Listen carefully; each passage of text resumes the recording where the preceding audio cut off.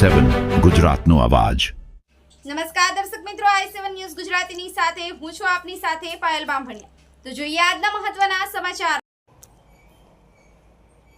ગાંધીધામ એ division police station વિસ્તારમાંથી વિદેશી સિગારેટનો જથ્થો પકડી પાડતી લોકલ ક્રાઇમ બ્રાન્ચ પૂર્વ કચ્છ ગાંધીધામ પોલીસ મહાનિરીક્ષક શ્રી ચિરાગ કોરોડિયા સાહેબ, સરહદી રેન્જ ભુજ તથા પોલીસ અધિક્ષક શ્રી સાગર બાગમાર સાહેબ પૂર્વ કચ્છ ગાંધીધામનાઓ તરફથી જિલ્લામાંથી તમાકુ તથા સિગરેટની બંદી નેસ્તનાબૂદ કરવા સૂચના આપેલ હોય, જે અનુસંધાને police inspector NN Chudasama LCB પૂર્વ કચ્છ ગાંધીધામનાઓની આગેવાનીમાં એલસીબીની ટીમ ગાંધીધામ વિસ્તારમાં પેટ્રોલિંગમાં હતી।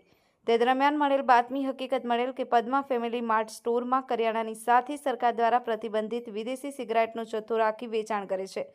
પોલીસ સ્ટેશન ખાતે ગુનો દાખલ કરવામાં આવેલ છે, જેમાં પકડાયેલ આરોપીનું નામ દીપેશ ઘનશ્યામ ગીધવાણી, ઉંમર 33, કબજે કરેલ મુદ્દામાલની વિગત અલગ અલગ બ્રાન્ડની ઈ સિગારેટ તથા હુક્કા 26,200, મોબાઈલ ફોન નંગ 1 કિંમત 5,000 તથા કુલ મુદ્દામાલ 31,200। આ કામગીરી લોકલ ક્રાઇમ બ્રાન્ચના પોલીસ ઇન્સ્પેક્ટર એનએન ચુડાસમા તથા police sub inspector DG Patel તથા એલસીબી સ્ટાફ દ્વારા કરવામાં આવેલ છે।